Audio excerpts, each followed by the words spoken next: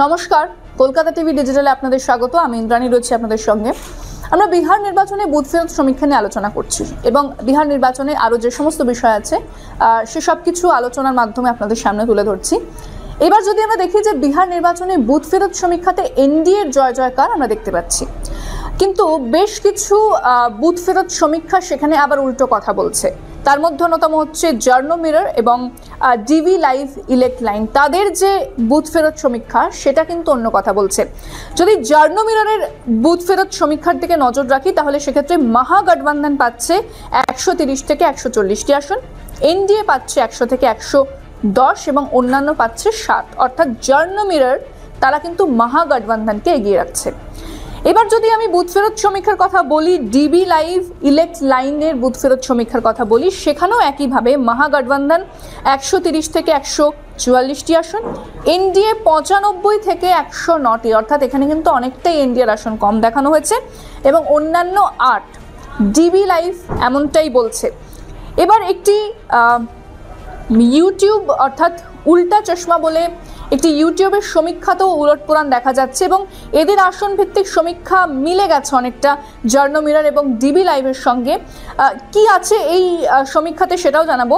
NDA অর্থাৎ এদের প্রত্যেকটি দলকে ধরে ধরে তারা বলছে যে কত তারা আসন পেয়েছে। এনডিএতে যদি দেখি, জেডিইউ পাচ্ছে 45টি আসন, বিজেপি 44টি আসন, এলজেপি অর্থাৎ চিরাগ পাসওয়ানের যে দল সে 6টি, আরএলএম 2টি, এইচএএম হাম মানে জিতেন রাম মাঝি দল সে পাচ্ছে 3টি। অর্থাৎ মোট হচ্ছে 100টি আসন তারা এনডিএকে দিচ্ছে। অন্যদিকে মহাগঠবন্ধনের দিকে যদি নজর দিই তাহলে মহাগঠবন্ধনের মধ্যে কে রয়েছে? আরজেডি মানে তেজস্বী দল, সে পাচ্ছে 86টি, আইএনসি মানে কংগ্রেস 21, ভিআইপি 6 এবং সিপিআইএমএল 93, সিপিআইএম 8, সিপিআইএমএল 13টি আসন পাচ্ছে, সিপিআইএম 8, আইআইপি 2, সিপিআই 2, আইএনডি 2 মানে মোট 136টি আসন তারা ইন্ডিয়া জোট বা মহাগঠবন্ধনকে দিয়েছে। অর্থাৎ মহাগঠবন্ধন কিন্তু এখানে এগিয়ে রয়েছে।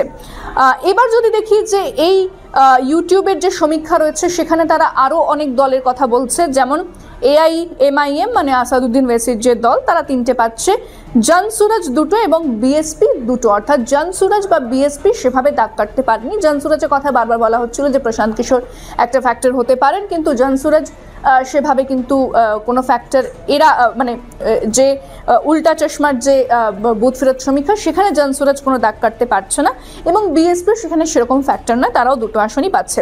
অর্থাৎ যদি মোট এই যে 3টে বুথ ফেরত সমীক্ষা এসেছে এদের দেখা যাচ্ছে যে এরা মহাগঠবন্ধনকে অনেকটা এগিয়ে রেখেছে এবং এনডিএকে অর্থাৎ বিজেপি, জেডিইউ, এলজেপি এই যে দল তাদেরকে অনেকটা পিছিয়ে দিয়েছে। কিন্তু অন্যান্য বুথ ফেরত সমীক্ষাতে এনডিএ তার একেবারে জয় জয়কার, তার রমরমা বাজার দেখা যাচ্ছে। তবে আবার বলবো যে বুথ ফেরত সমীক্ষা কিন্তু ভুল হয়। 2024 লোকসভা নির্বাচন সেটার আমাদের কাছে জ্বলন্ত উদাহরণ। তাই বুথ ফেরত সমীক্ষা আক্ষরিক অর্থে মিলে যাবে এটাও বলা যাবে না। অবশ্যই যে সত্যি কি হতে চলেছে, বাস্তবে কি হতে চলেছে সেটার জন্য অবশ্যই আমাদের নজর রাখতে হবে। 14 তারিখে যেদিন ফলাফল বেরোবে সেই আপডেট আপনাদের জানাবো। তবে আজকের আলোচনা আমি এখানেই শেষ করছি। অন্যান্য খবরের জন্য নজর রাখতে হবে কলকাতা টিভি ডিজিটাল এবং কলকাতা টিভি পর্দায় রাত দিন 7 দিন।